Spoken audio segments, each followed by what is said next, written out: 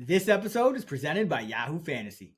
What's up, everybody? Welcome to the Fantasy Flex podcast from the Action Network and Fantasy Labs, presented by Yahoo Fantasy.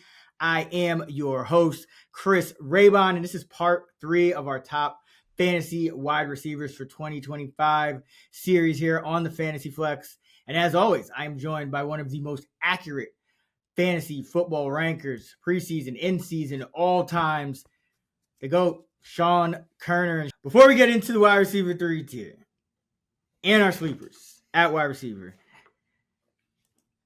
we got to talk about the ultimate 2025 fantasy football draft kit. It is here. It is from Sean Koerner and myself. It is on fantasylabs.com.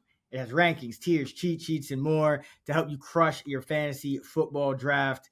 And if you go to Fantasy Labs or download the Fantasy Labs app, you can use code FLEX20, FLEX20, for $20 off an NFL subscription. That's $20 off with code FLEX20 at fantasylabs.com/flex. That's fantasylabs.com/flex. Xavier Worthy, wide receiver 25. I mean, at times it feels like this Kansas City Chief receiving room is devolving into a shithole for fantasy because we have to, like, there's suspensions and there's the fact that we don't even really have guys, a sample size of guys all playing at the same time. And then it just seems like it's a fluid situation. Worthy took off late in the year. Reshee Rice was long gone. What do we think of Worthy heading into year 2? Do we see that guy that we saw for the last 6-8 games into the playoffs, regardless of what's going on around him, or was that kind of more specific to Rice being out, you think? Yeah, I think the Kansas City wide receiver room is a shithole, but I want to go there. Like, Patrick Mahomes is the quarterback. Andy Reid's the head coach. Travis Kelce is, in sharp decline. This is likely his last season. Okay, it was still pretty good though. Yeah, well, yeah. So, I'm gonna try to stay on track here. He's not worthy. Has there been a suspension yet though? Like, Reshee Rice still hasn't been suspended, but I am factoring in, like, what the expected range is, potentially 4 to 6 games, right? And it looks like the market's kind of projecting both him and Worthy as, like, Rice is playing every game. So I think that Worthy, factoring that in, I have him as my wide receiver 18 right now.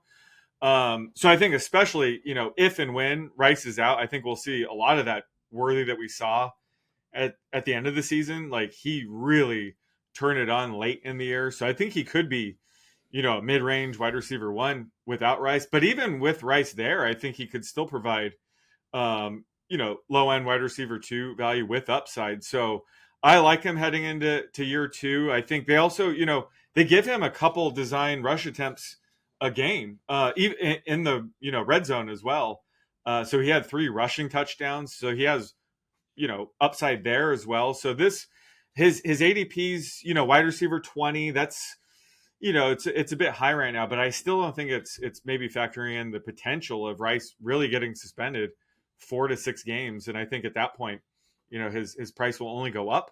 So I'm showing some slight value on there. And there's plenty of drafts where he goes around like wide receiver 24 even. So I like getting Worthy in this range because he is, again, he's attached to this offense with Patrick Mahomes and Andy Reid. So I like Worthy in this range. Yeah, I'm a little more down on him. I have him wide receiver 26, and it's just more so to do with the uncertainty because we haven't actually gotten the Rice suspension, and there is a collective that feels that he's not going to get suspended. So it's always hard with these things because you're just kind of weighing the likelihoods of each of them happening, and I don't think anyone knows exactly how many games it would be or whether it's even going to happen or so. But my thing is when they're both on the field, like let's say I project them for equal playing time. Yeah. Rice is the clear winner. So I have Rice at 23 and Worthy at at 26. Now that could flip flop with news, but until we get it, I'm gonna kind of stand pat because I think both of them it's kind of up in the air, and they are, I think, strongly correlated. But then there's also just these other factors. Marquise Brown, how much does he factor in? Do we get a breakout from a guy like Royals? Does Juju continue to play the Justin Watson role, I guess, for lack of a better term? That 50% of the snaps to a veteran who maybe people aren't factoring in. So a lot of question marks, and then we don't know if the Chiefs are truly going to be able to do what they want, which is get that vertical game going, which I think would help Worthy because he would have to play. Like if Rice is active, Worthy would have to kind of go back at least a little bit to that more of those lower percentage routes that he was running earlier in the year, you think, right? Or you think he would still be? Yeah. So I think Rice would be the clear number one target, and Worthy would kind of be more reliant on those downfield throws. But they're good. He's so fast. They do scheme up screens, and Andy Reid gets creative with them. So I think they would figure out a way for the two to both exist. But yeah, certainly when Rice is active, Worthy does take a hit in my model. And like you're saying, it's a tricky situation to project because that'd be a big deal. If Rice doesn't get suspended, that's a big deal. If he does get suspended, that's a big deal. And I have no clue which way it's going to go. So it's very tricky to project. Yeah, I think Rice is going to end up being a little bit undervalued. And I usually don't like guys with potential, well, at least with guaranteed missed time. So Rice isn't technically that yet. But when he's even at something like 12 games, he's inside the top 24 for me. So he has a lot of potential because he would, I think, be first in line for those high percentage targets now over, Travis Kelce, who's in the decline phase. And then Worthy, for the full season, even with that second half breakout, his target per route rate was 18% on the season. So that's just league average. And that was with the second half breakout. Really, I mean, Rice was missing 3/4 of the year. So I do see a little bit more wide range of outcomes for a guy like Worthy if he's not getting that exact role that he got down the stretch, and especially in the playoffs when, like you said, he was getting rush attempts, he was getting into the end zone pretty much every week, and he was getting his 9 targets. That I think would be in some question on a consistent basis. But yeah, so no real resolution until we get word on Reshee, though. I think that those are two ranks that they're likely, you just got to kind of stay tuned there. All right, let's move on to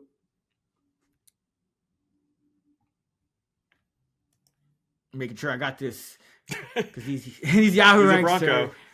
So we're going off Yahoo ranks, by the way, which are, if you're in a Yahoo draft, these would be what people are generally drafting off of. Cortland Sutton, wide receiver 26. This is low for me. Cortland Sutton is not another guy, not sexy, but I don't think he's in his decline phase yet. Obviously, the team doesn't either. They gave him an extension recently, but I think Cortland Sutton is a reliable number one target for his team with an ascending quarterback who might just save you from tripping over a frozen pine landmine at wide receiver or running back in this range. So I actually have Sutton at 21. Where are you on him? Yeah, I'm not as high as you, but he's my wide receiver 24, and certainly have him lower than this. And his ADP is right around wide receiver 26, so showing some value there. But yeah, he should once again be the top target this year. But he should have added competition at least, because last year they didn't really have a true number 2 target. I know, Marvin Mims came on towards the end of the season, but they brought in Evan Ingram at tight end, where that tight end room was a fantasy wasteland last year. So having a guy like Ingram commanding potentially, a handful of targets a game could take away from Sutton, but it could also open things up for Sutton because he's typically just lining up on the outside, trying to beat man coverage. So, he's still going to get those valuable targets with Ingram there, and it could allow him to be more open more often. So I don't think Ingram hurts Sutton's value too much. But you also have, a talented pass catching running back like RJ Harvey, which could eat into Sutton's target share. So Sutton's target share could take a slight hit, but I'm not too concerned about it. I think he's still going to provide us with those downfield and, end zone targets that we want from Sutton. And like you said, Bo Nix is entering year 2. Bo Nix should only get better. So I think that's going to help offset some of these concerns. So yeah, I have him as a wide receiver 24, and he's going to be a reliable, low end wide receiver 2 week in, week out. So yeah, I definitely don't mind him at ADP right now at wide receiver 26.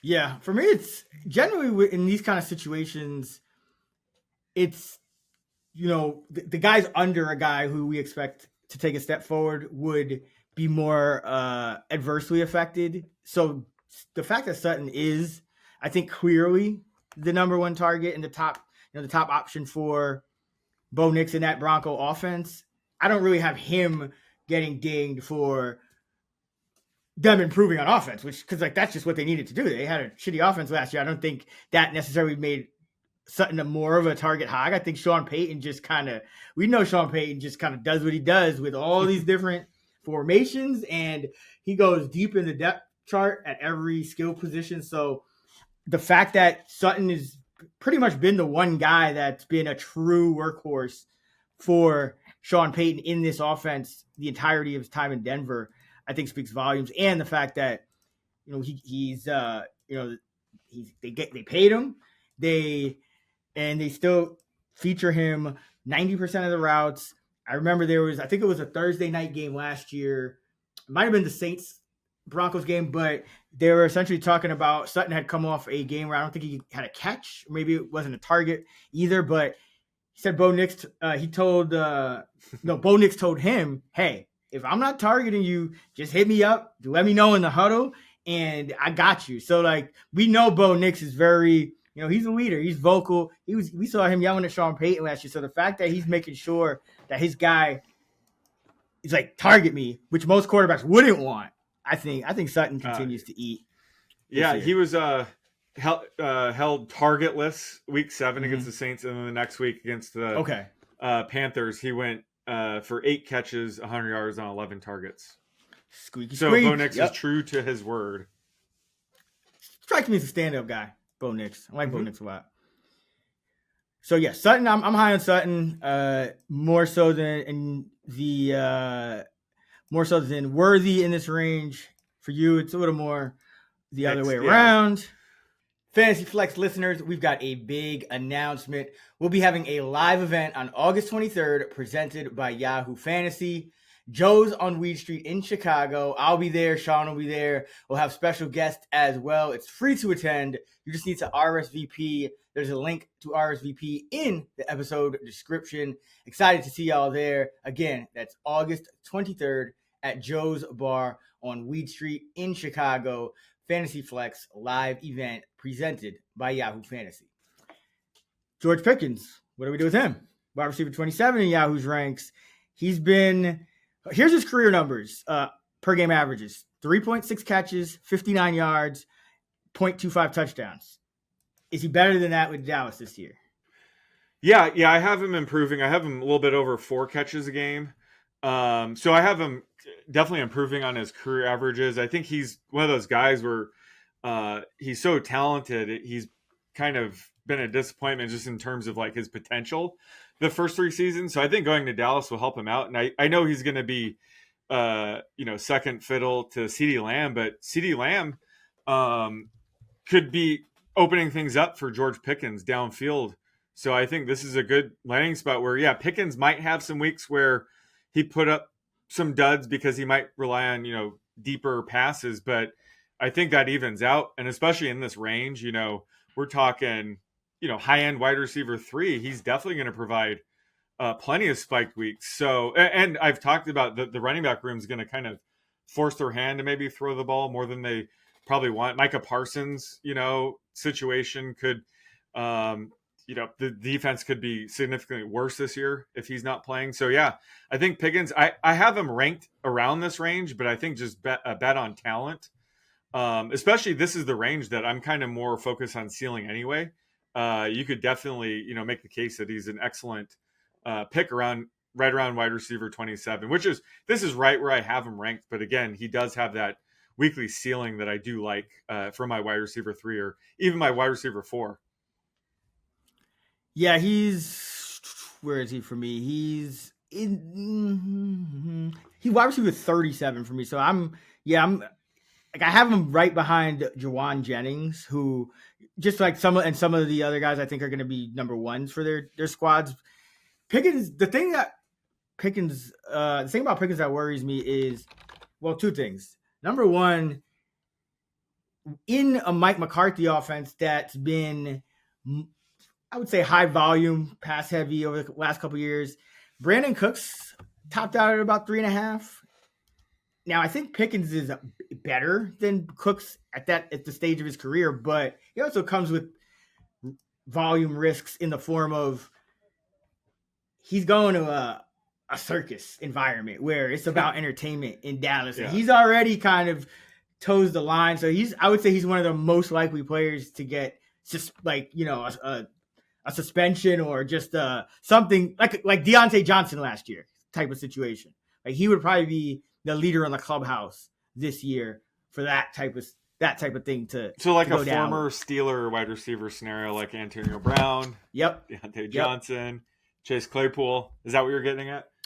Yeah, although I feel like Tyreek Hill is Antonio Brown for me. Like he's the guy that most reminds me of that trajectory where it's coming from a more elite level, whereas Pickens, I think, would more resemble Johnson, where it's kind of like he could put up really good numbers for a stretch, and all of a sudden you're just like, bro, what are you doing?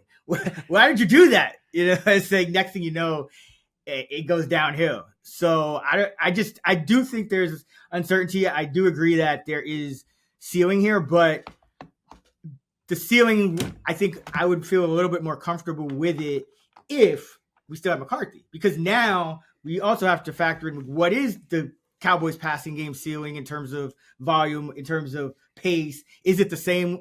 Schottenheimer's generally thought of as more run heavy guys. So that all those things are kind of coming together. So I have him right outside the top 36, just kind of taking a little bit more conservative approach with a volatile guy. But I agree. I think it's a better pick in best ball. In best ball, I would be more likely to pull the trigger on him at in that range. Reshee Rice. So we just talked about Worthy. What are we doing with Rice? How many games do you have him projected for, I guess, is the key question. And then, I mean, is he just this massive target hog regardless of what's going on around him when he's in there? Oh, yeah. Well, when he's in there, he's pushing wide receiver 1 value, right? Like at least a high-end wide receiver 2. Yeah, overall. Yeah, I mean, he's at times he's going to be good. Unfortunately, I'm not a doctor. I'm not a lawyer, so I have no clue what's going on with the situation. So I have him. I've only docked a game right now. I have him at like 14 games played. Every receiver, I have around 15 games. I project him to miss about 2. So I'm only pegging him for like 1 missed game, but that could change at any moment. Like you said, he might not get suspended. Could get suspended 4-6 games. I don't know, but with Rice, and correct me if I'm wrong, but like when you think about guys missing time, you're more worried about, and I share the same sentiment. If a guy's going to miss the first 4 games because he's on the PUP list and he's hurt, he could, be eased back in. So even week 5 when he returns, he could be playing, 50% of the snaps. Reshee Rice is perfectly healthy. So if he's suspended the first 4 games, let's say week 5, he's going to be perfectly healthy. And by not playing in the first 4 games, he's not going to be getting tackled. He's way more likely to be healthy than any other receiver come week 5. And the first 4 weeks is the easiest time to kind of make up for missed games because in theory, nobody's hurt. Everybody's healthy. There's no bye weeks. In theory, you have the best depth your team's ever going to have weeks 1 through 4. So you can very easily survive without Reshee Rice the first 4 games in a season-long format anyway. So the fact that you can get him, like wide receiver 25 range, I've seen him go recently, is much more compelling now that his ADP's dipped. Where even if he does miss the first 4 games, I think you could survive. And then when he does return, you have like a potential wide receiver 1. So I could get behind taking him in this range with the obvious risk involved when it comes to season-long formats. In best ball, it's kind of tough, eating those first 4 games, not getting any scores. But I think in a season-long redraft league, where he might even be your 4th receiver, if you stack receiver early on, definitely can get behind that. In best ball, I think you save him for the big tournaments and where differentiation matters and roster build kind of matters a little bit because you want something that's unique, and you just take him as your wide receiver 1. So you essentially hammer running back early. You take like a guy like Rice as your wide receiver 1, and then you just build a deep wide receiver core because you don't need as many of those shitty running backs, for lack of a better term. Right. That's true. You took him high. So I think that would be my strategy with him in best ball. It is tough. I don't like taking guys that are going to miss games, but that's the thing. We don't know if he's going to miss games. And I will say he's, as far as I can remember, the first guy who is, thought to be, expected to miss games, who still comes out as a value in my model. Because, I'm always like, once that happens, and I just feel like the market overvalues players who are going to miss time. I think they're looking way too much at the points per game and, have a certain amount of games in mind that they will play. But like you said, you come back, you still have injury risk for that set of time that you're active too. So, but with Rice, the fact that it's a suspension, not an injury, and he was dealing with a groin, but it looks like he came back to practice. So that's all good. I don't mind taking Rice at all. I even at 12 and a half games played, I have him as my wide receiver 23. So nice. And that's, I would say, so that's where you're projecting right now. Yep. You're projecting at 12 and a half. Wow. Yeah, because he's also had injury issues too. So it's kind of just to get his, it's probably, I would say, a more realistic, in a situation where I can just say, well, it's a suspension, if anything. But he's one of the guys I've already kind of docked him. So if he moves, he's only going to move up is basically what I'm trying to say. And he's my 23. So yeah, I'm bullish on Rice more so. I like the value with Rice more than Worthy, especially now that their like ADPs have flip-flopped and Worthy goes before him. So he's the rare guy I would take, even if he's going to miss a little bit of time, which isn't that's going to be one fun one to track come next year. See how that did, because I don't think we've ever had this before where I said I'm still fine with this. That's true.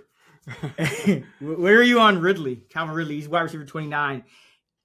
2 straight seasons between 1,016 receiving yards and 1,017. So I'm guessing you have him with a median of 1,016.5. Let's see. Where do I probably have him lower. I would think so.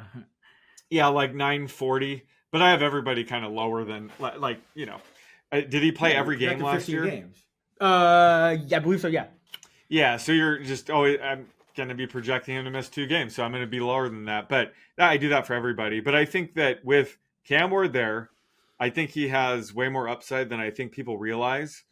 He definitely just suffered from poor quarterback play last year. I think that's an understatement. There was actually a game, I think I took the under 4.5 receptions, and I was watching him closely. He had like 8 to 9 targets, 0 catches, and like 3 or 4 of them were over his head. Just, it was a disaster, and I felt bad for him because I should have lost the bet. I mean, he was getting peppered targets, but like I watched some of that Titans game. Cam Ward looked good. I like Cam Ward. Again, he reminds me of like a smaller Dante Culpepper. He is so cool and collected in the pocket, and he was looking for Ridley almost every drop back. I think he targeted him like 4 times in a row. Ridley had 3 straight catches, and then they pulled them both out of the game. But we kind of saw a glimpse of this Ward-Ridley connection, and I think he's going to get a ton of targets. They don't really have, a true number 2 yet. So I think he's just going to get a ton of targets, more accurate throws, especially downfield. And I think Ward's going to be looking for him constantly. So I think, especially in this wide receiver 30 range, he's offering value. I have him wide receiver 28. But again, I haven't really made all the tweaks from over the weekend, but I think I'm going to be moving him up a little bit more based on what I saw. I think he's going to definitely surprise people based on, last year. Couldn't get much worse than that. I think it's going to be a lot better with Cam Ward back there this year. You know what might have gotten worse? What? The other receivers. Oh, yeah? I mean, because, we kind of joked about, who's gonna pop in this receiver room in Tennessee, because everyone seems to have a different favorite. It's like a flavor of the week, whether it's Ayumanor or DK, or some people even, I guess, Tyler Lockett, throwback. Restrepo is a popular one. So in week 1 of the preseason, Ayumanor, Bryce Oliver, DK, Van Jefferson, and Restrepo combined for 50 routes, 2 catches, 17 yards. Yeah. Not great. Ayumanor did not catch a pass on 14 routes. All the rookies, I don't think, none of the rookies. DK, he got one. He got one catch on 12 routes. And then Restrepo, no catches on 8 routes. It was pretty ugly. It was pretty, it was preseason, so it could have just been a concerted effort not to target them. But and then Tyler Lockett, who I didn't even mention, he had one catch for 7 yards, which is about what you can expect for him every 7 routes. Caught it 7 yards deep and fell down. Right. Yeah. So they lost Nick Westbrook-Akina from last year and his 9 touchdowns. Yeah. So Calvin Ridley could be a target monster on a team, like you said. Upgrade at quarterback, which is most important. It's somewhat similar, I think, to the Garrett Wilson situation, where I guess the concern would be you could lock in on him coverage wise, but it can't be worse than just catching passes from Will Levis and still being in that situation last year anyway. So I think it's all upside with Ridley. He's kind of like a poor man's version of like a Garrett Wilson who goes a lot higher. So I have no problem drafting Ridley, which is another new one for me, because usually I feel like he's a little bit overvalued on, that name value from that crazy season he had in Atlanta a few years ago. But I think finally we're at a point where good ceiling potential, and floors, not much worry where he's going. Yep. What do you think of Olave, wide receiver 30? Is the injury baked into this rank here, or is he closer to his ceiling or his floor at wide receiver 30, would you say? I think the injury at wide receiver 30, it's probably not baked in at all. If I have him playing the full season, I have him right around here. So probably not baked in enough. And since we're dealing with concussions, I think that gives me more concern with Olave, because if he does unfortunately get a concussion, I think he'd miss a handful of games, if not more. So he's kind of in a tricky situation. But I think when he's healthy, obviously he has wide receiver 2 upside. Kellen Moore going there should help, but this quarterback situation is pretty rough. I know you watched all the games, so you saw Spencer Rattler and Tyler Shuck mucking it up out here in LA. I wish you were at that game. I was dealing with some things, but the QB situation's rough. Rashid Shaheed's back. He's going to command his downfield target. So I can't get there for Olave at, wide receiver 30. But again, this is the range where floor isn't as much of a concern for me, because if he does stay healthy, he has wide receiver 2 upside. And if unfortunately, if he does get a concussion, he misses a ton of time, he's not going to kill you drafting him in this range, because you're technically drafting him for your bench anyway. So I could see the case for drafting him or skipping him, honestly, at this point. But my raw ranks have him wide receiver 39, just because I am docking him 1 game based on the risk. But the upside's there. So again, I think if he falls to the wide receiver 35 range, which he does, you could certainly make a case to grab him and be aggressive and tap into him being healthy all year and being the wide receiver 2 we know he can be. Yeah, he's right in that wide receiver 35 range for me. But you said you didn't like the concussion risk. Can I interest you in an ankle injury? Because No, you cannot. he is reportedly dealing with an ankle issue. I don't think it's super serious, but still don't love to see that when you also have other completely separate injury risks. So, yeah, he might be trending downward for me because I could see, as this Cleveland situation at quarterback, if Shedeur is indeed, if he continues to look good, or Flacco comes back and he looks like the guy, maybe like Judy would bump up for me. He's right in that same spot. And then Matthew Golden is I was already high on him, but he's shooting up because Jaden Reed's hurt. Golden played a ton of snaps with pretty much all the snaps with the ones in his first action. And then a guy like Juwan Jennings, even, he's in a situation where he could quickly move up if he gets his situation, squared away. So a lot of guys in this range are kind of touch and go, I guess you could say, with Olave. So Olave's kind of like a placeholder. He's the number one receiver on a bad team with probably a bad quarterback, and he has bad injury risk. But he's a talented guy otherwise, and there are plenty of question marks among all these guys in this range. So it's I don't mind taking a flyer, like you said, on any of the guys we just mentioned. All right. Now it's time for a segment that we are calling a Deep Sleepers, presented by Yahoo Fantasy. And Sean, so far we've discussed the top 30 wide receivers in our last few episodes. So let's get a little bold here with a deep sleeper. And I want to let you go first. Wide receiver, way off the list, but I know you and our producer D Payne have a little wager on who I'm going to pick for mine. So after you give yours, I also want you to give your best guess as to who I'm going to pick. Can't wait for that. Well, let's get mine out of the way. It's Torrey Horton of the Seahawks.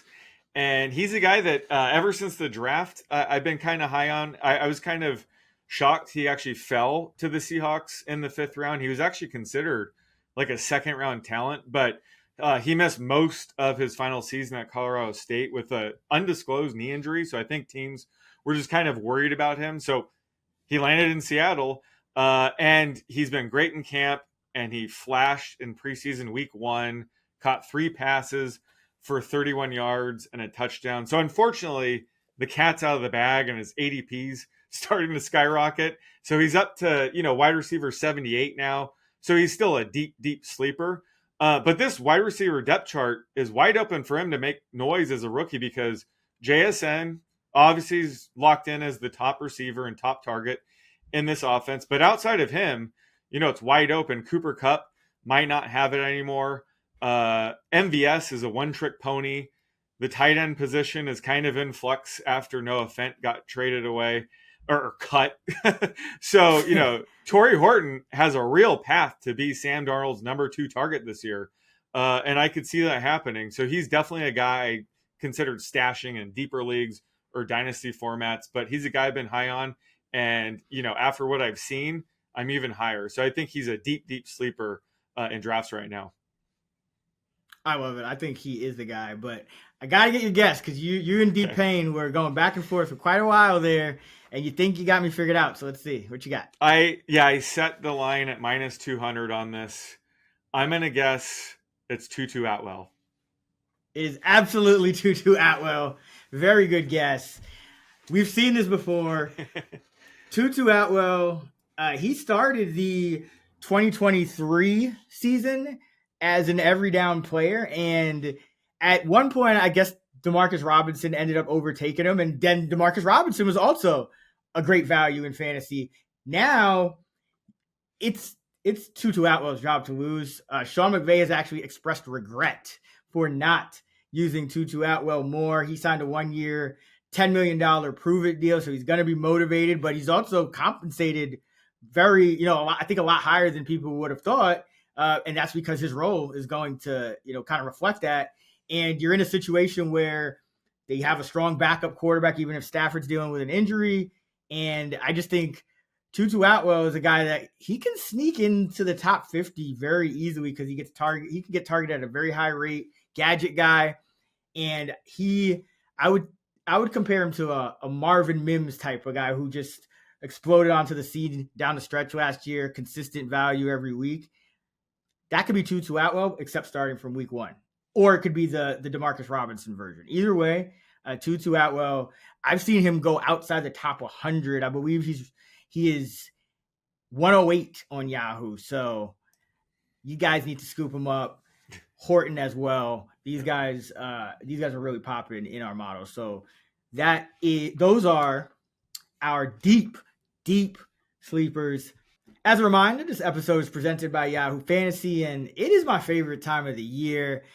The NFL season is almost here. We got fantasy draft season ramping up to full swing. And this year, Sean and I are playing over at Yahoo Fantasy, and they're taking it up a notch. They're giving you a fantasy football experience like you've never had before. We are super excited about all the innovative features that Yahoo is rolling out this year. In fact, to celebrate 28 years of fantasy greatness, Yahoo Fantasy dropping 28 new features over 28 days throughout the month of August. And to kick things off, they just dropped their Yahoo Fantasy Guillotine leagues, and that is a killer new way to play fantasy football. Get it? Where the lowest scoring team every week gets chopped. By the end of the year, just one team left standing. Very cool league format. Guillotine on Yahoo Fantasy. So with the NFL season about to kick off, now's the time to get your league mates together and give this new mode, Guillotine Leagues on Yahoo Fantasy, a little spin. Or you could just go to the classics. You got your head-to-head private leagues. You got your public leagues. You can join all of those on Yahoo Fantasy just like before.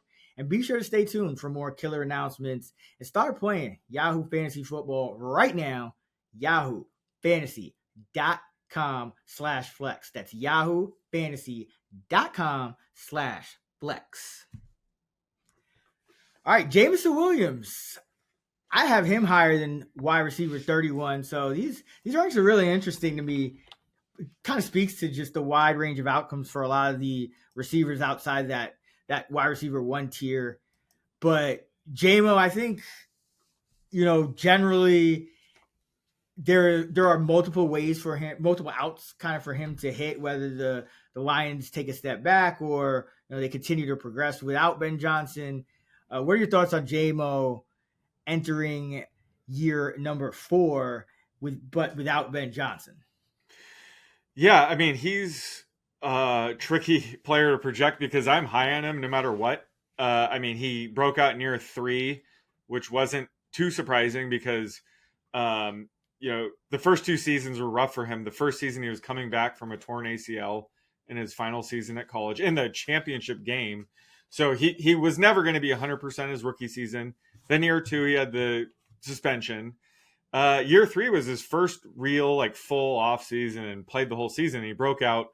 And this year, they're working on expanding his route tree. Maybe he's going to see more gimme layup throws, targets, so to speak. So it's all there for him to get even better this year. And yeah, without Ben Johnson, it's unclear, if that's going to hurt him or not. They could be more pass heavy. They're very reliant on the run and setting up, play action, things like that. So he could just see more volume as a result in this new offense. And last year he was 20th in points per game. So I don't know. I agree. I think I have much higher than wide receiver 31. I have him around wide receiver 25. And this is the range where I love getting a player that has that trajectory and that upside to be your wide receiver 3. So I'm very high on him. And like you said, there's multiple outs where if the Lions are, their offense struggles, maybe there are more trailing game scripts as a result. He could actually see more volume specifically. So I'm not too worried about the offense, taking a step back in terms of JMO's upside. I think his upside's separate. So I'm all about investing in his, year 4 season potentially being his best. Yeah, I have him wide receiver 24. No issues with him. I think if he expands his route tree, it's gravy. But the thing about new offensive coordinator John Morton is that the one thing he said definitely that he wants to do a little bit differently, that he's confirmed, is throw deep. And that benefits JMO more than anything. You could get cute with a couple more layup throws for him, but really he's gonna win down the field, and that's where he's really gonna take off for fantasy. He's one of those guys that is capable of the 80-yard touchdown multiple times a season at receiver. And this Lion offense has been so run heavy. To your point, they've been so successful. So maybe you lose some efficiency and you make it up with volume. I think the most risky players in the Lions offense are David Montgomery and Sam Laporta, because both of those players are guys who could end up blocking on certain snaps, that they're not always going to be in the route. Like Jameson Williams, they've increased his playing time. They started doing it last year. He's on the field every down. It's hard to really poke holes in his game outside of he's not the number one receiver on his team. But now we're in the mid 20s and into the 30s at times in ADP.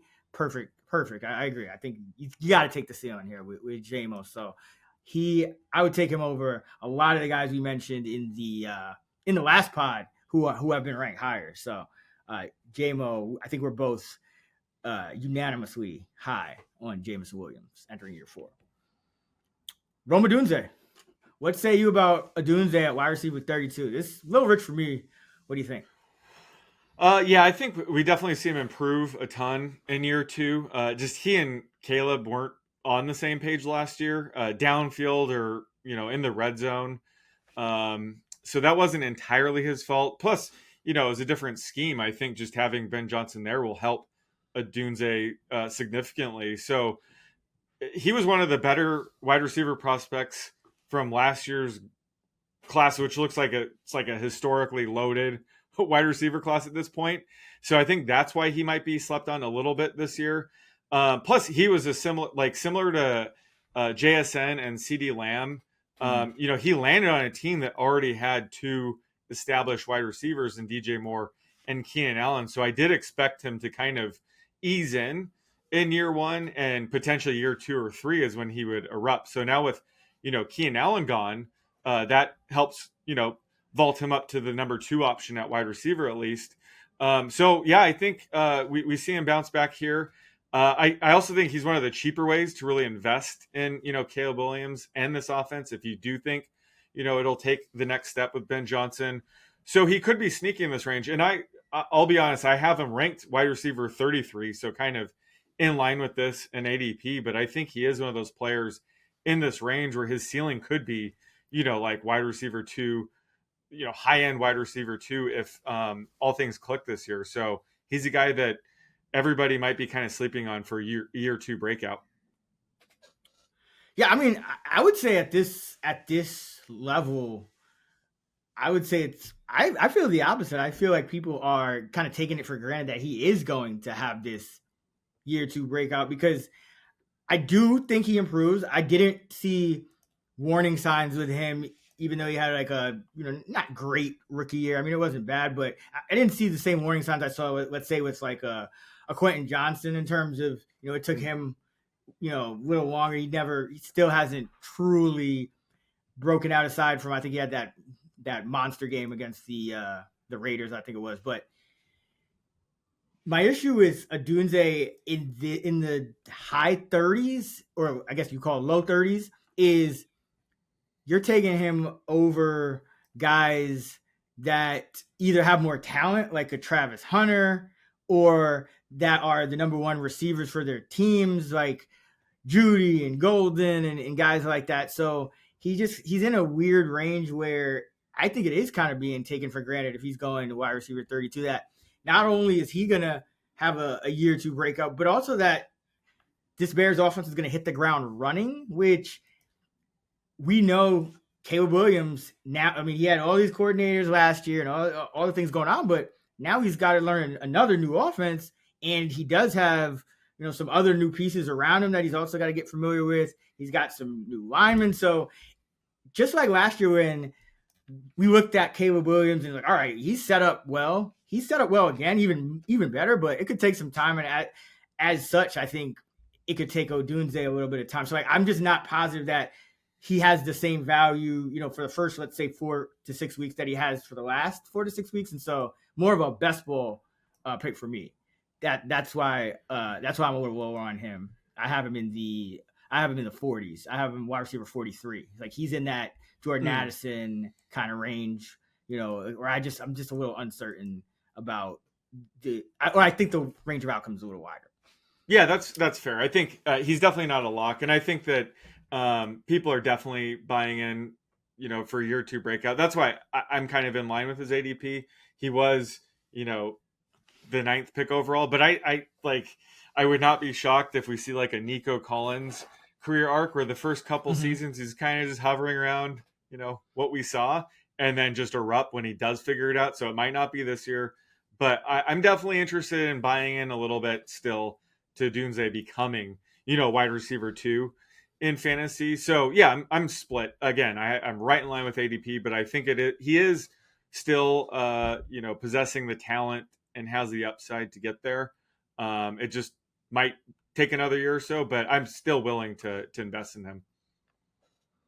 Yeah, I mean, it's fair. And, I think the talent is definitely there. And so any of that type of guy, he could be a wide receiver 1. He could overtake DJ Moore. That's his ceiling. Exactly. So I get it. But when I weigh him, it just comes out a little more toward the other end because you have a lot of guys with ceiling, and I couldn't justify taking Odunze over this next guy at this point, and that's Travis Hunter at wide receiver 33. I have him wide receiver 28.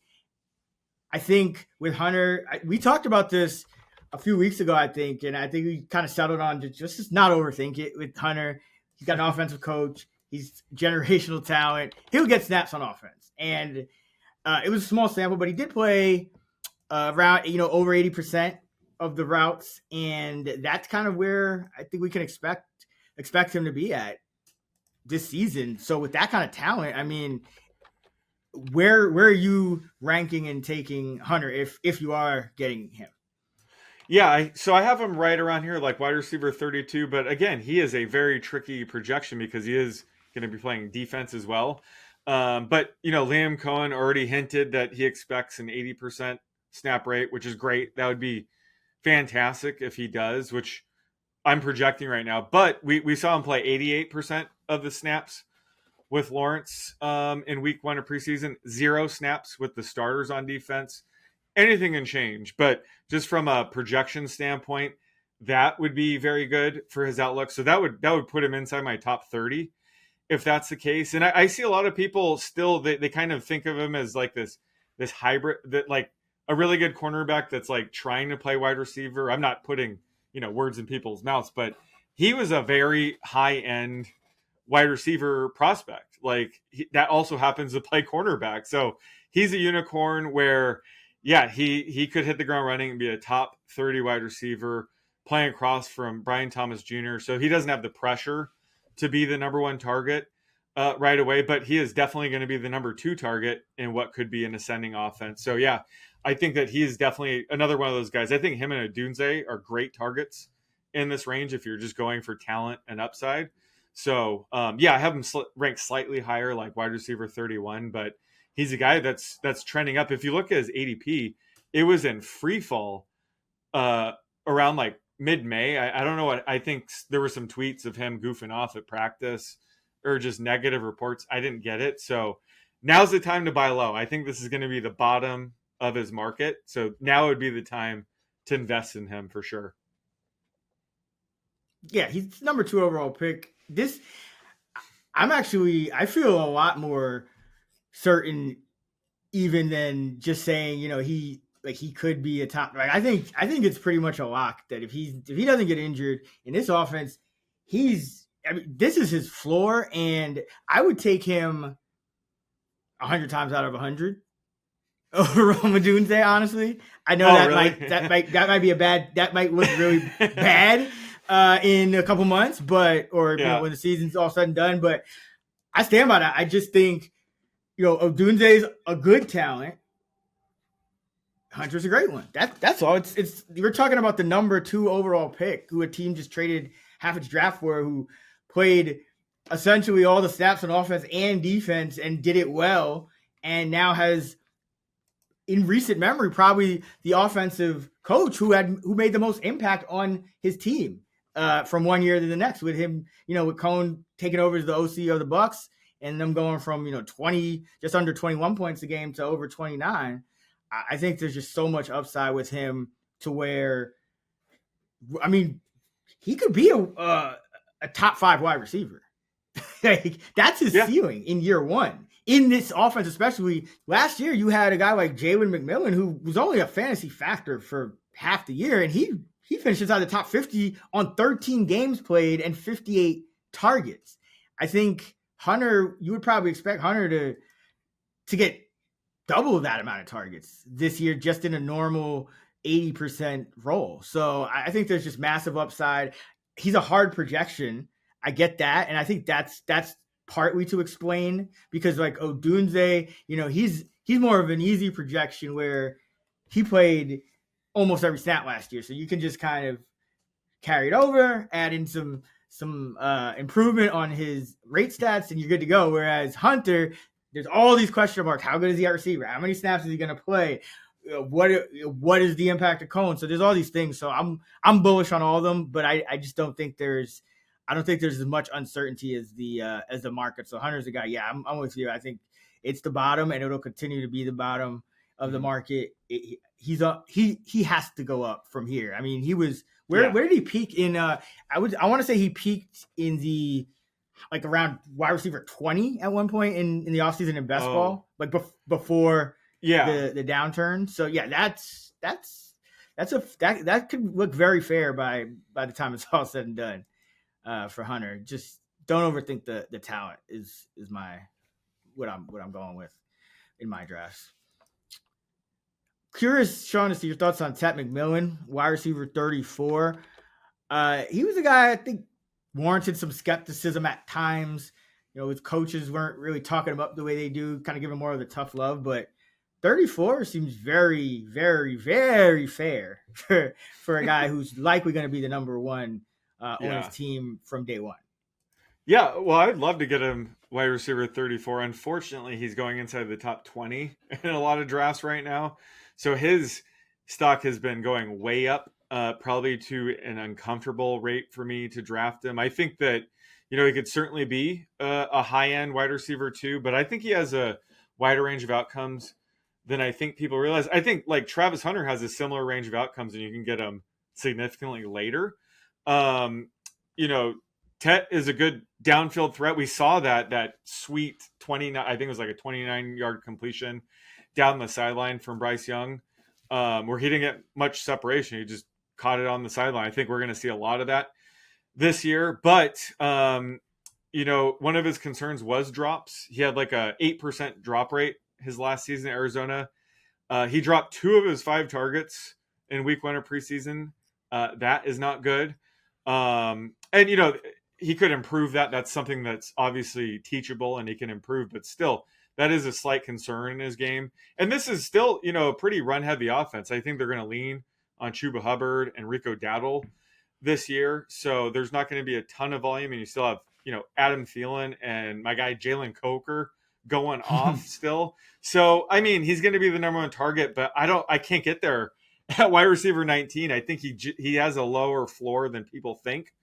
Whereas, he's a sexy rookie, with a ton of upside. That's why I think his stock shot up. But I have him wide receiver 26 right now, right around that range. So I'm a little bit lower than the market. But where are you with him? So I have him wide receiver 30. So I'm even lower, but I think that ultimately in this range, these are ceiling guys now at this point, and I think he has the ceiling. Like he's in this range of uncertain, likely wide receiver ones with guys like Jerry Jeudy, guys like Chris Olave, guys like Jacoby Myers. It's that Juwan Jennings. Like this is just the type of player that you're going to get in this range. And with McMillan, you're getting a guy who has the draft pedigree, young, first round, top 10 pick for a team with still a bad defense, even though I do agree. I think they want to be run heavy, but they might have the worst defense in the league. So similar to the Jaguars could be in that predicament. I think the Jaguars will be better on D though. But Panthers D, not very good. So has that Cincinnati type, Jamar Chase, T Higgins, Joe Burrow upside. So yeah, I'm coming around on Tet, but you're right. I think every time I come around on him, the market is even higher. So exactly. Yeah, but he doesn't always go top 20 everywhere. It really depends where you're drafted, and I could see a lot of these like this whole wide receiver 2-3 tier because of the guys after them. Like you have like Stephon Diggs with the question marks he has, and Addison with a suspension. Like you kind of know who's going to be taken inside the top, let's say 35, 40. But I don't think we know the order. Like the order, I think it's going to vary a ton, even from the time we're recording this to 24 hours from now, just depending on what league you're in, whether you're in best ball. I mean, if you're having your fantasy draft now, I think you're a little early, but I'm sure some people have it before the third week of the preseason. What are your thoughts on that, by the way, Sean? Like, what is the absolute earliest you would have a friends league fantasy draft, like a regular traditional fantasy full season non-best ball draft? I would say after week 2 of the preseason wraps up, that's when a lot of the starters will probably play. And then, yeah, I wouldn't want to draft now because this weekend we could get like Joe Burrow playing an entire half. Just a lot of players that we're drafting are playing this weekend. They could get hurt. But week 3, that's more of a roster bubble battle where you're not going to see really anybody fantasy relevant playing that weekend. The weekend we're going to be in Chicago at the live event. That is a great weekend to do a draft. So I'm glad we're doing the event then and the draft then. I think that's a safe weekend to draft. So that would be probably the first weekend, and then you have what, 3 weekends from that point, 2 or 3, yeah. So week 3 of the preseason 2, is the first. 2, and then there's a Thursday game. Yeah, exactly. So I'd say the weekend of week 3 of the preseason is the first time I would, be willing to have my Friends League draft. Chris Godwin is the wide receiver 35 in Yahoo's ranks.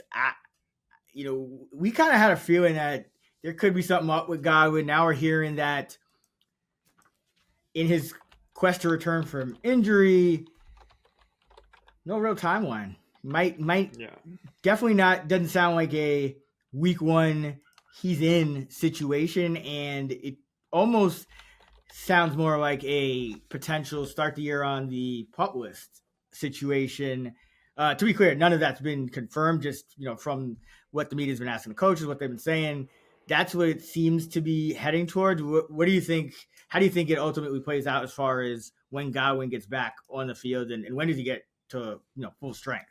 Oh, I mean, I have no idea, but it's definitely a concern because apparently he had to get a second surgery on his ankle, which is a big concern. Usually it's one surgery and then, you recover, but having to get a second is not good at all. He's, been dealing with injuries for a few seasons now, I think, if I recall right. And he did sign that contract, but it was a concern that they did draft a wide receiver in the first round in Emeka Egbuka. Maybe the Buccaneers kind of knew that they're not going to be with they're going to be missing Chris Godwin to start the year. So if you read the tea leaves, but he's one of those guys where when he is healthy, I mean, he was the number 2 overall wide receiver last year after the first 7 weeks.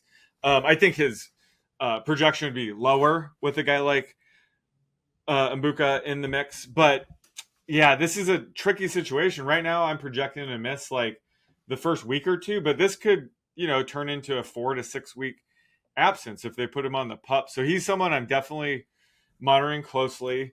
Unlike Reshee Rice, where we know he's going to come back. Well, he's not even suspended yet, but if he does get suspended, he's going to be fully healthy. Chris Godwin's a situation where if he misses the first, say, 4 games, we don't know if he's going to be, on a 50% snap count when he does return. So this could be 5 to 6 weeks in the season, you haven't been able to even start Chris Godwin yet. So that's why I'm moving him down my ranks right now. I think I have him wide receiver 41 now, so I'm a bit lower factoring that risk. But how are you handling this? Because this is tricky, and I don't really know the latest on him. Well, so the latest, I've seen the same thing you've seen, that we got wind of the second surgery, and it seems like the timeline for his return is growing further into the season. It seems more likely than not that he's not going to be ready for week 1, which, I mean, if you kind of read between the tea leaves, maybe you could come to that same conclusion, but it seems like it's a little bit more being stated now. So yeah, I think I'm worried about Godwin just because, number one, we got Liam Cohen gone. So, you know, that, because Godwin was coming off an injury the year prior. No, he had the injury in 2021, right? And then came back, and then he was good, but he wasn't wide receiver 2 level. Got to that with Liam Cohen, and now he's coming off another injury. They're 4 deep at wide receiver at least. We're really, I mean, they rotate all these guys, and I mean, they have a very deep receiving core to where Godwin doesn't have to play a ton of snaps before he's ready. So I just think there's a wide range of outcomes, and if I can't get a guy in best ball for the full season, I tend to shy away. And in season long, I agree. I think I have him 52, so I have a wide receiver 52, so I'm even lower. I'm just being really conservative with him because I'm not going to know when to start him in season long at the rate we're going at. Mm-hmm. I think Ibuka complicates things even further because Ibuka could be just so good that even when Godwin's in there, we know Evans is going to play the X role mostly, but Ibuka could leapfrog a healthy Godwin for number 2 wide receiver snaps. He can block, he can run block, he can do all these things, and he's a lot younger and presumably more healthy, or just more durable, I should say. Like, he's less likely to get hurt. So this is wider range outcomes that I'm comfortable with Godwin. So yeah, he's I'm not really drafting him at this point. I'm ranking him low enough that I'm just not really getting anything Godwin at that range. Jordan Addison, yet another one of these guys missing games, but we know the amount of games. It's 3.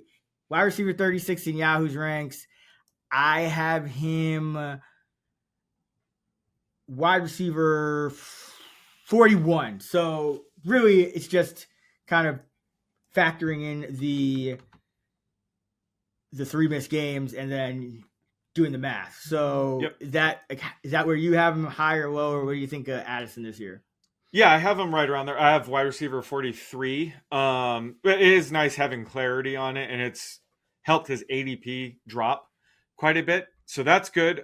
He's a guy that he was wide receiver 21 in points per game last season. He has really good chemistry with JJ McCarthy. I know, Justin Jefferson wasn't there, but they still hooked up for 3 catches, 33 yards. They're playing him, getting him work because they know he's going to miss the first 3 games. But I think he has really good chemistry with McCarthy, so not worried about the QB change there. And he goes late enough, he's going to be your wide receiver 4, even wide receiver 5. You don't need him to start the 3 games anyway to begin the season. You have 3 to 4 wide receivers ahead of him. Like, why not stash him on your bench? And then he's going to be fully healthy. Then bye weeks happen, injuries happen.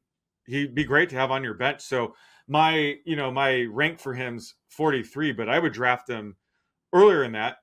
So I wouldn't draft him here at wide receiver 36. But yeah, he's definitely a guy that I could see, stashing on your bench. His ADP probably hasn't even dropped as far as we'll see it. His market probably hasn't bottomed out quite yet. So he's a player that, I think in these situations, I'm willing to stash based on where he's going and why he's missing the first 3 games. But I definitely like Addison if he falls outside the top 40 here. Yeah, he has the upside. Like, we saw it last year. Now, McCarthy could be a little bit more lower volume. They could run more heavy personnel, but that doesn't really hurt Addison when he's on the field because that would just put it would take Naylor off and put on Oliver, which I think that would be better news for Addison. But there's somewhat of a wide range of outcomes. So for me, yeah, I'm fine drafting him here. I think he's a smart pick, even in redraft, because he seems at first like a little bit more of a best ball pick, but then to your point, you're not going to need him to start, and he has that starter upside, like that wide receiver 2 upside that he showed last year. So I think he's a great pick in this range, but I will say that, if you're in redraft, you're not drafting yet.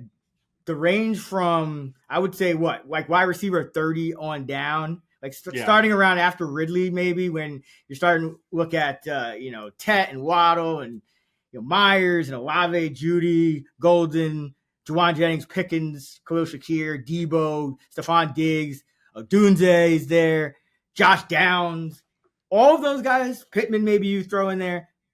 I think this is the range that I'm going to be tweaking the most, because it's just going to come down to who's healthy, who's popping, who's playing well over the remainder of camp. And that's, this is the kind of the key, I think, the key area at receiver. And there'll be a couple of guys to jump into this tier. Abuka's another guy. So I think there's going to be a lot of movement for me in this wide receiver 30 to 50 range. And this is where you find a lot of your value plays there. Yeah, I know you're very familiar with that. So you think how static do you think you are with what you have now versus, let's say, a week from now, 2 weeks from now, in terms of that range? Oh, it's going to be a disaster. It's going to be jumping around. But yeah, I think this is the range that, like, that's why we kind of want to draft these guys, right? Because these guys, something can happen, and some of these guys are going to end up, I don't know, inside my top 30.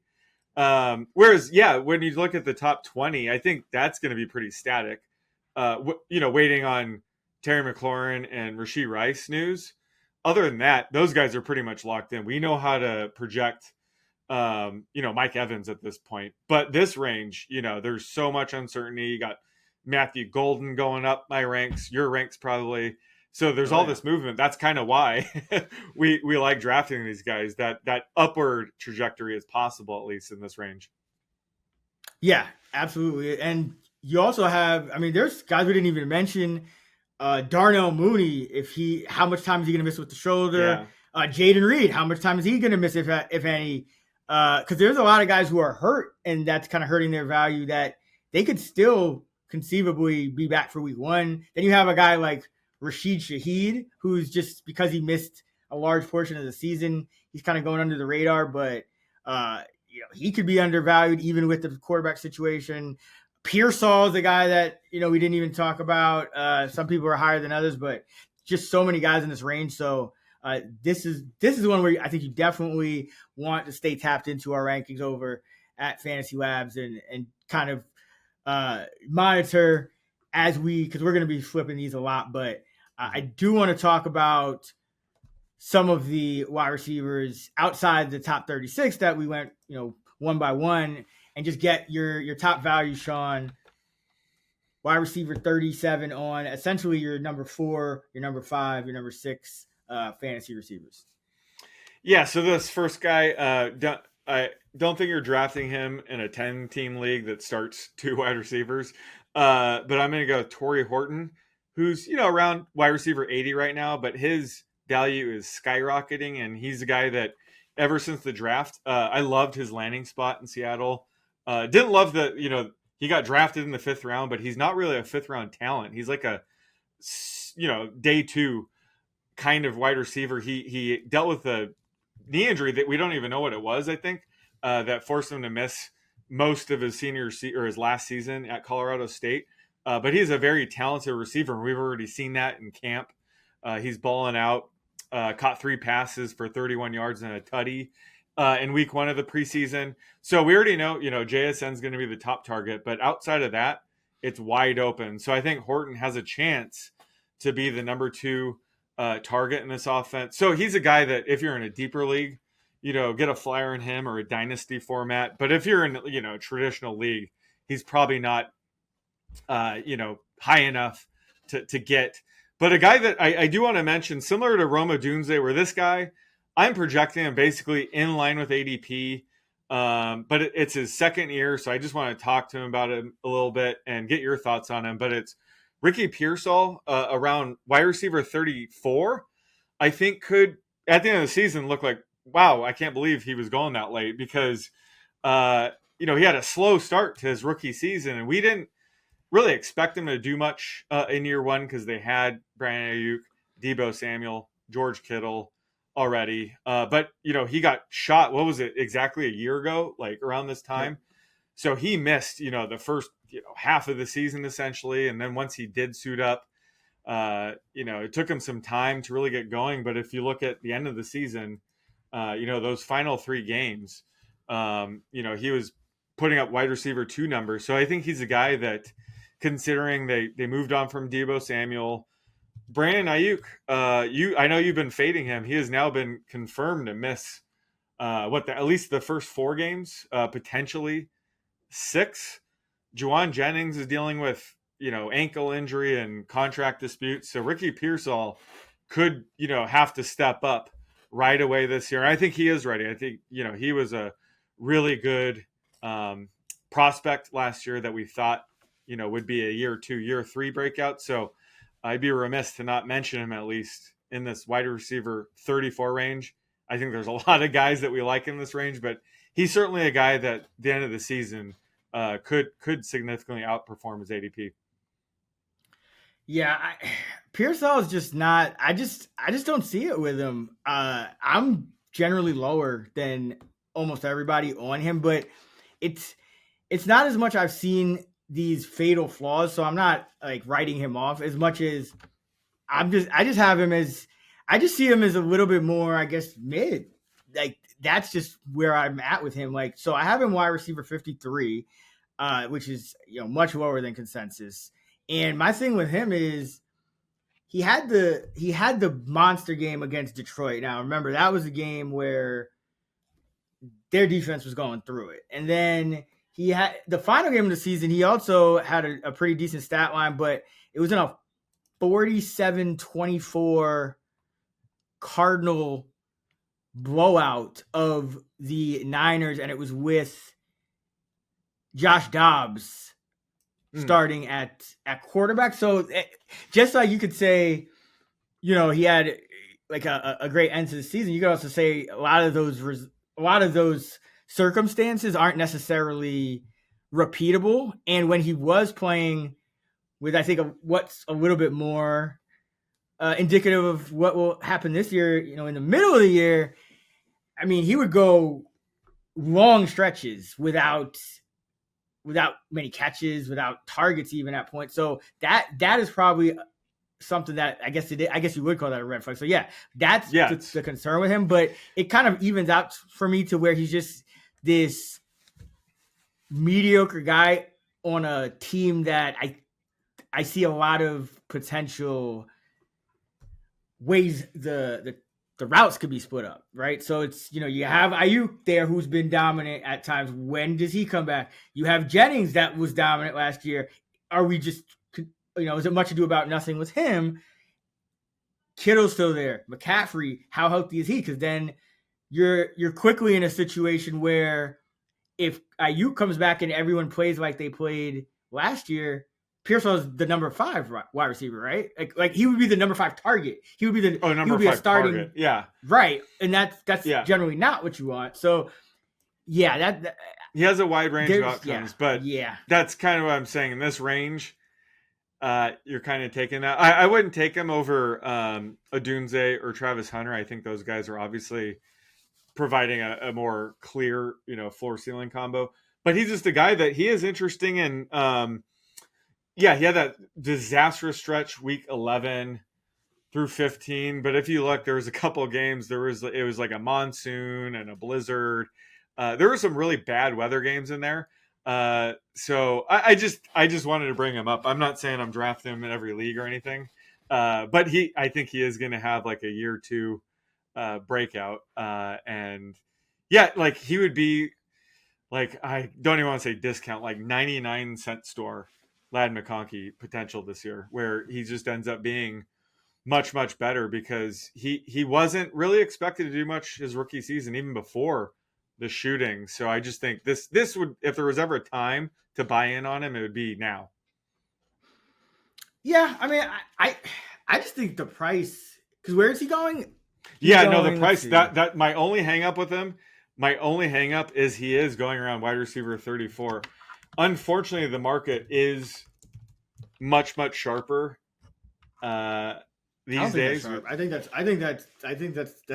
just overvaluing him. I mean, compared to some of the other guys, like him and Odunze both, I think you're just kind of taking for granted these year two breakouts. Yeah, his median, like I would, if you set a prop on that, that's much different.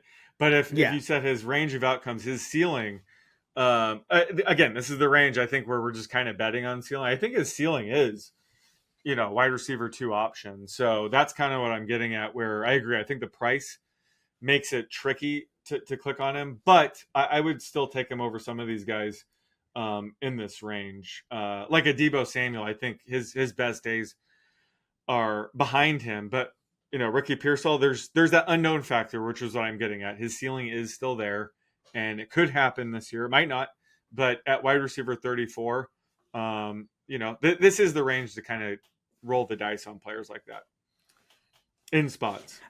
Yeah, I would actually argue it's a little high. I would say like 36, like outside, like in the 12 team league, I think you want to kind of get as many of the top 36 guys, and then you start doing it, then you start pivoting. So that's how it's been my strategy. I usually about top 40. So I appreciate the guys. It's more about cost. It's kind of like the running back 2-3 tier this year, where whoever falls to you, you're not upset about it necessarily, but it's more like, okay, whoever, they're a lot more interchangeable. That's how I kind of see these Pearsall and Odunze when I'm comparing them to the other guys in this range. But their prices are, I just think they're taken for granted a year two breakout, which is, it's still common, but not as common as it was, let's say, 10 years ago, because guys are getting more snaps in year one. So I do think you have to ding Pearsall a little bit more for not looking nearly as good as Ladd McConkey for the first 10 games of their respective careers. Again, he was shot. Goddammit, he was shot. I mean, yeah. No, he had a nice little Brian Robinson type career, just very mid-tier wide receiver option. Completely different position, but again, he had an uphill battle. I commend him for even playing.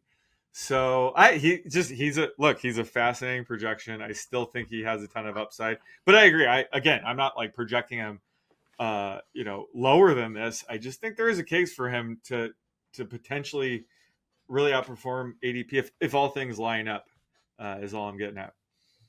Yeah. Oh, no, I would agree with that. I mean, he could be that Deebo Samuel role. I think that is his similar type of player. And I think initially drafted him to be in that role. Just it's crowded for me now, but we'll close it out. I'll mention a couple. Oh, you got any more names? No, that's it. Okay. I can keep going, but just. Hey, keep going. I think people want to hear your. These are people hey, you can give me one every round.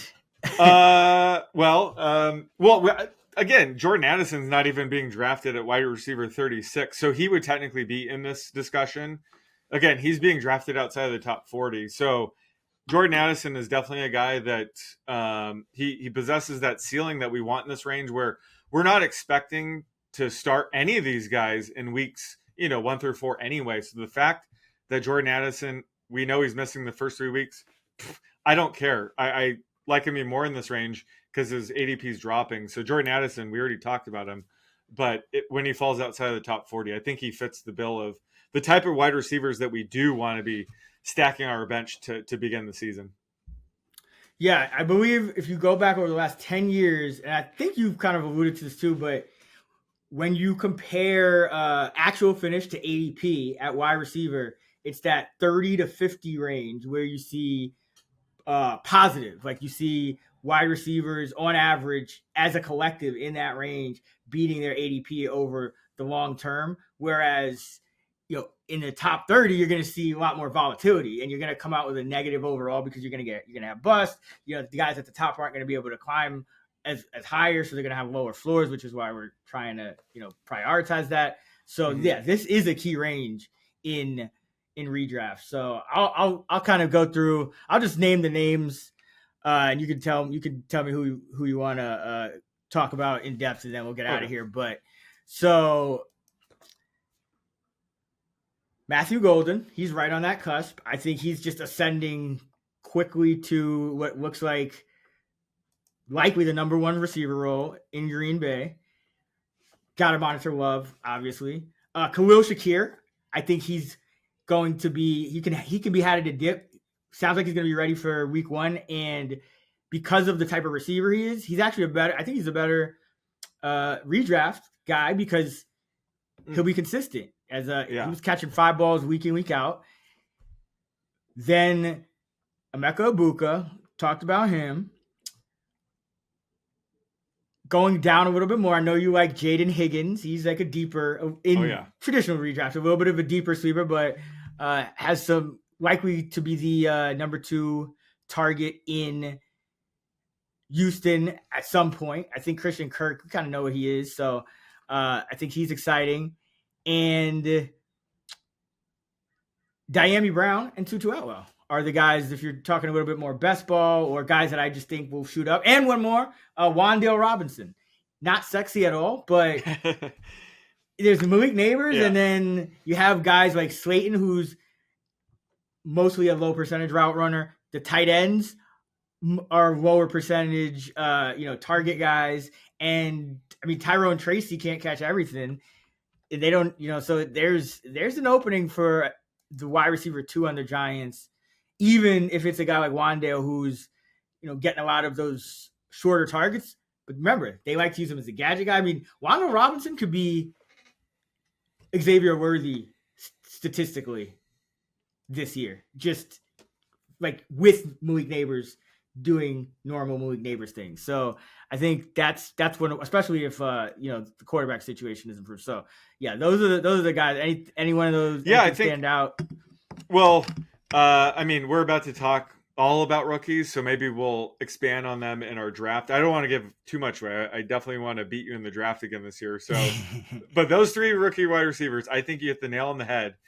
Matthew Golden, Emeka Egbuka, and Jaden Higgins, because it was this time last year you could get Brian Thomas Jr. and Ladd McConkey in this range. I think this is the best range to get these rookie wide receivers. I don't think we're going to get another like Ladd McConkey, Brian Thomas Jr. combo again necessarily, but they just have so much upside for all different reasons. And, Egbuka is really coming on, especially with Chris Godwin looking uncertain for week 1. That's just going to make his stock go up.